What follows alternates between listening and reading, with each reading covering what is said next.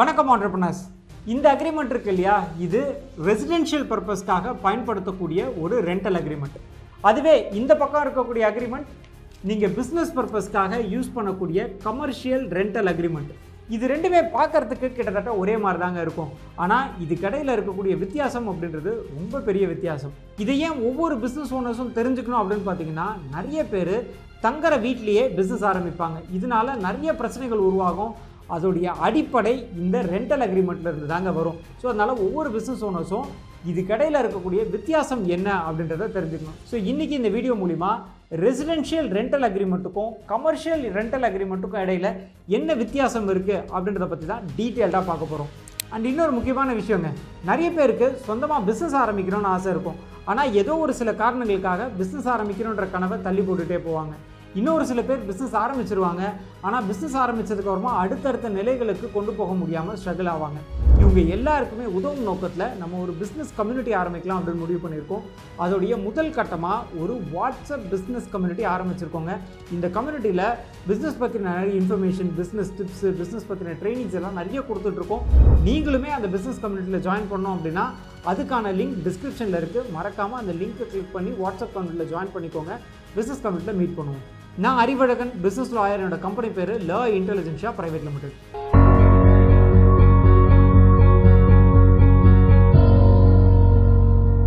முதல்ல residential rental agreement அப்படின்னா என்னன்னு பார்த்துடலாங்க. நம்ம வாழறதுக்காக இல்லை தங்கறதுக்காக, அதாவது டொமஸ்டிக் பர்பஸ்க்காக நம்ம ஒரு வீட்டை வாடகைக்கு எடுக்கிறோம் அப்படின்னா அந்த வீட்டினுடைய உரிமையாளர் நம்மளுக்கு ஒரு அக்ரிமெண்ட் கொடுப்பார் இல்லைங்களா, அதுதான் ரெசிடென்ஷியல் ரெண்டல் அக்ரிமெண்ட்டுங்க. இந்த ரெசிடென்ஷியல் ரெண்டல் அக்ரிமெண்ட்டில் ஒரு சில முக்கியமான விஷயங்கள் இருக்குங்க. முதல் விஷயம் என்ன அப்படின்னு பார்த்தீங்கன்னா, இந்த அக்ரிமெண்ட்டோடைய பர்பஸ். இது நான் ஆல்ரெடி சொல்லியிருந்தேன், ரெசிடென்ஷியல் ரெண்டல் அக்ரிமெண்ட், அதாவது நம்ம வாழ்வதற்கான தங்கறதுக்கான ஒரு ப்ரிமிசஸாக மட்டுமே இந்த வீட்டை நம்ம பயன்படுத்த முடியும். அது தவிர்த்து இதை பிஸ்னஸ் பர்பஸ்க்காகலாம் பயன்படுத்த முடியாது. தங்கறதுக்காக, அதாவது டொமஸ்டிக் யூஸ்க்காக மட்டுமே பயன்படுத்தணும் அப்படின்னு அதில் மென்ஷன் பண்ணியிருப்பாங்க. இது ஒன்று.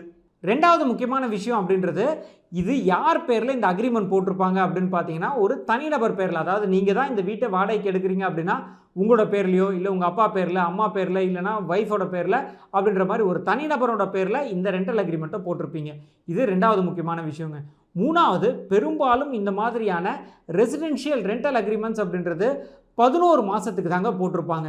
ஸோ இந்த மாதிரி 3 முக்கியமான விஷயங்கள் இந்த ரெசிடென்ஷியல் ரெண்டல் அக்ரிமெண்ட்டில் இருக்குங்க.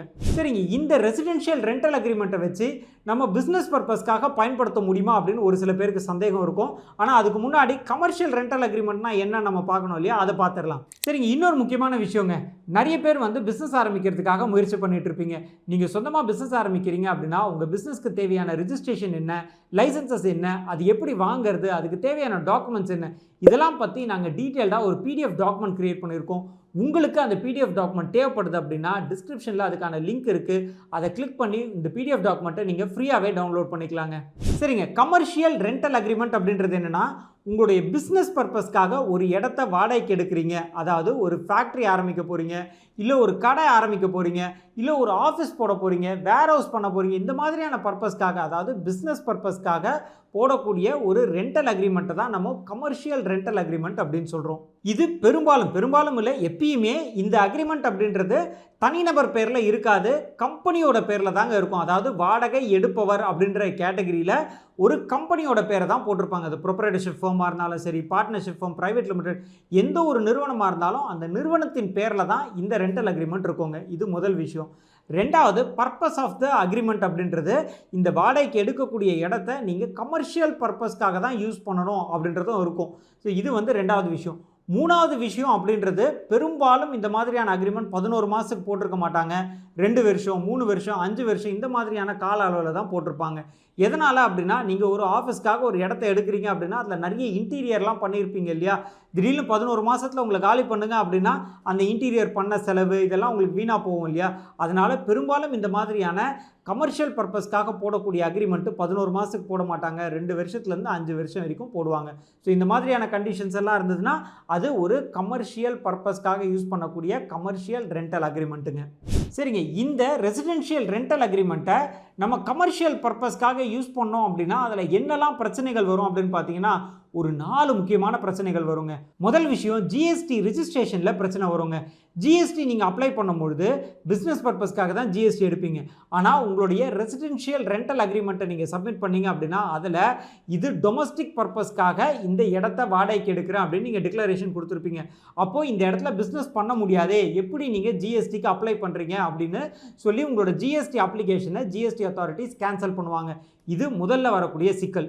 அடுத்து ரெண்டாவது, பேங்க்ல அக்கௌண்ட் ஆரம்பிக்க போகும்போது நீங்கள் இந்த ரெண்டல் அக்ரிமெண்ட், அதாவது ரெசிடென்ஷியல் ரெண்டல் அக்ரிமெண்ட்டை உங்களோட பிஸ்னஸ்க்கான அட்ரஸ் ப்ரூஃபாக சப்மிட் பண்ணுறீங்க அப்படின்னா அங்கேயுமே கரண்ட் அக்கௌண்ட் ஓப்பன் பண்ண முடியாமல் போகும். எதனால் அப்படின்னா இதில் தனிநபர் பேரில் உங்களுடைய ரெசிடென்ஷியல் ரெண்டல் அக்ரிமெண்ட் இருக்கும். ஆனால் பிஸ்னஸுடைய அட்ரஸ் ப்ரூஃபாக இதை காமிக்கும் போது அகெயின் இது தனிநபர் பேரில் இருக்குது, நீங்கள் பிஸ்னஸ் அக்கௌண்ட் ஓப்பன் பண்ணணும்னு வரீங்க, இதை நாங்கள் ஏற்றுக்க மாட்டோம் அப்படின்னு சொல்லி பேங்க் அக்கௌண்ட்டும் ஓப்பன் பண்ண முடியாமல் போகிற சிக்கல் வரும்.